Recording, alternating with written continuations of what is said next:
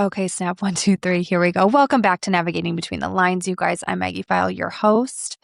I usually come into this with a loose outline. Today, I have about 6 bullet points and a microphone. So we are going to see what happens. I think I'm a little nervous. Are you nervous? I don't know. Where are we going to go today? It's end of July. I'm ready for a full summer reflection, recap, conversation. If you've been following along in my real life or Instagram life, what I've been sharing, you know I've had no Wi-Fi for the last 10 days or so. For those of you subscribed on Substack, thank you. It's a place where you're going to get a deeper thought, like a little bit inside my brain. What's going on in the week, or like yesterday, it was a letter from the library. And if you are wondering why I've been making such a big deal about Wi-Fi, well, same. I didn't realize how much of my life required it until I didn't have it. I need it for everything. And I'm not sure, is it like my age, but doing everything on my phone feels a lot harder. Like I want to be at a computer to answer an email, or editing anything is really hard unless it's like a quick reply.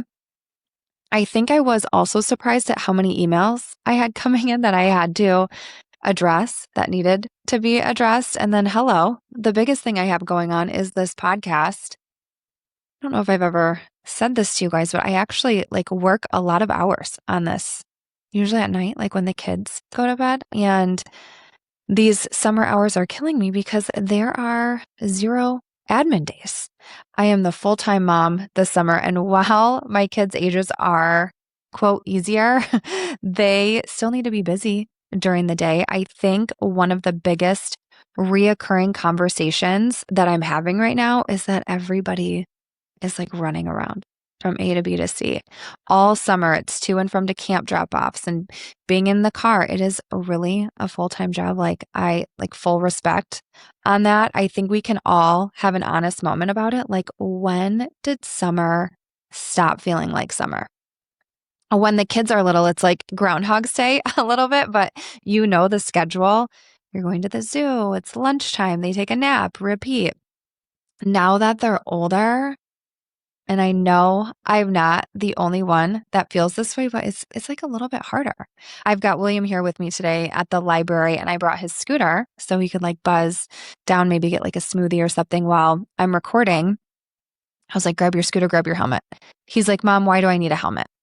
So, of course, we go back and forth multiple times. And then I'm like, what am I doing wrong here that you do not understand that just because you're on a sidewalk in a small little town, you still need a helmet? Those are our rules. Also, he's 12. I was like, hello, where is the teen camp? I know you don't want your kids on devices all day. And it's maybe a 9 to 3 drop off. You can pick your days, what you want, a place for a little slip and slide, a bike trail, a skate park, maybe. Actually, this is sounding like a really good idea, isn't it? Like a food truck too. Every day a different one. Let me know your thoughts on this. Because every single mom I've talked to these last couple weeks is somewhere between, I don't want summer to end, and also I need a schedule back. I want to back up to the teen camp because I really think I'm onto something.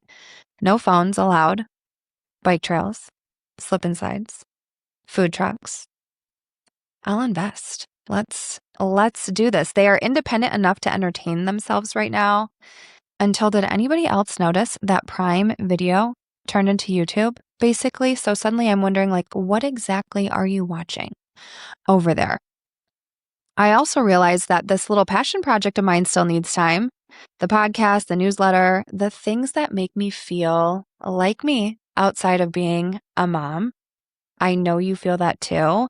I think that's something a lot of us are navigating right now, because somewhere along the way you realize that if you stop making time for the things that make you, you will slowly disappear into everyone else's schedule. Oh, we were up north this last weekend, and of course, there's no responsibilities up there. And again, I'm reminded life isn't asking that much from me. I'm asking a lot from myself. Every single day, it's everything I put into my days here that make it that way. And can we give my dad just a little shout out here now, Billy T. Hello. It was marathon weekend. And if you've been here for a while, you've listened to the marathon podcast. 103 teams this year. And you guys, he finished 9th. He is 64 years old. Sorry, Dad, calling you out on your age. And he broke the record for the oldest guy to have a top 10 finish. I'm just like, you are amazing. I am in constant awe of that guy and also every other paddler. For the competitors who have finished before, it's also crazy because year after year, you just decide to show up and kick your own ass again. From someone who's finished it twice in the back of the pack, I could barely walk the day after, and I still have a scar. I'm going to be honest with you guys. I still have a scar on the top of my booty where my skin was rubbed raw from that canoe race. This happens and you guys go, oh yeah, can't wait to do it again next year. I just think you're really inspirational, all of you, anybody who does something like that. Watching that race every year reminds me that consistency is a really boring word. Nobody gets excited about consistency, but I'm using it in my daily language right now. So I'm annoyed by myself, but we get really excited about results. But results are just consistency that finally became visible. I should have better looked at the stats from the race, but I think there were 42 first-time finishers this year. And finishing that marathon is a huge accomplishment. And we look at the winners and the top teams with amazement. And I think we forget what got them there. Always, it's the year-long training and the times they didn't want to get up and go, but did. That's where marathons are won and finished. And this theme is in every single avenue of our life. The local radio station gives updates along the way during the race. And this year I caught it when they were like, we are going in the back of the race. And they talked about all the teams placed 94th or something like that and up. And I was like, hell yeah, let me turn this up. Good, because they deserve airtime too. We spend so much time celebrating first place or the winners in every sport and anything. And I want more stories about the people who simply refused to quit. It's definitely a perspective shift of, oh, that team placed 95th or whatever, or that team fucking finished a 120-mile race and it took them 18 hours and some minutes. They didn't quit, they didn't compare themselves, and they kept going. I just think what an analogy for life. In the days that we feel like nothing is getting done, we are staying consistent to the path that we are on. Maybe today you just kept everyone alive. I don't know, but you kept showing up. That's all life really is. Showing up every day, and those days compile and you win. You will win every time with consistency. I asked you guys for some questions on Instagram, navigating between the lines. I needed help with this episode, so thank you. I got a few. Let's go through those. Number 1, summer ending, school already around the corner. Where does the time go? Okay, well, I definitely spent the first part of this episode talking about how the time goes from running kids back and forth in the car and all that every day, but I actually don't feel like summer is almost over.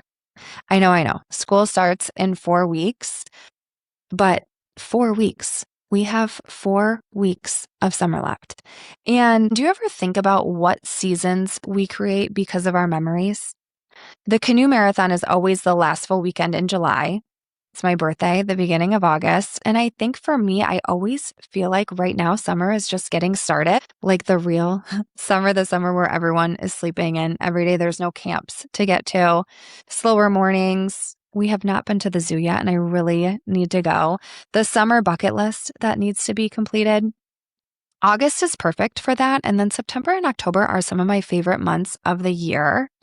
So I think we can say we only have 4 weeks left. I don't want it to end. Or we can say we have 4 weeks left, 1/12 of the year.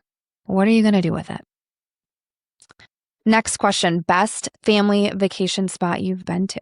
I love this question so much. I also did a podcast on this. I will link it. I can't remember the name of it, but to answer quickly, Siesta Key all day long. It's easy to get to. ship delivers your groceries. You can get everything that you need. You can't beat the beach. And we've never had a bad time there. The food's always good, even when it's been chillier, because sometimes we've been there and it's been cold. I still love it every time. And then where would I go back tomorrow? Hawaii, all day. Let's go. Justin does not listen to this, but like, we got to get him back to go to Hawaii. I got to get him to commit to that. Okay, last question. What emotions did you experience this year with the marathon? Well, this is a really good question, and I do not want to get emotional. I do get emotional about my parents. I think we know that now. But like, I just love my dad so much, and I think he's the coolest, really. It's really an incredible thing to watch someone do something for so many years in a row. This was his 41st start of that canoe race. And some of you aren't even that old. Like, if you think about that, I've always been the most proud and always held the most respect for him. You appreciate your parents differently once you become the age that you remember them being. I'm the adult now, and he's raced this race for my whole life. I think I just have an even bigger wow component right now for who he is, for how he lives his life, talking about consistency. He's been doing this damn thing for longer than I've been alive too. And that's really cool and like the most inspiring. Thank you, Dad, for that. Legend. Legend. Anyway, I love that. I love him. I love you guys. And I think that's a wrap. You guys, I want to give you the reminder again and also laugh at myself. I did a Golden Ages episode at the beginning of summer. I still believe that, exhausted and all. The kids don't feel any of this, what we're feeling. Just remember that. And I know we are all doing an amazing job. Summer is not over. We hit this point where we're tired enough to start wishing it away, and I get it. But these are still the days our kids are going to remember. And these really are the days that we will miss too. Actually, Justin said that last night, and there's like 10 pairs of shoes, and like one had dirt all over it on the floor because like William was fishing. Obviously, his foot stepped into the lake. I don't know how, but you know that happens. So there's like the water and the dirt all over the floor. And Justin's like, oh.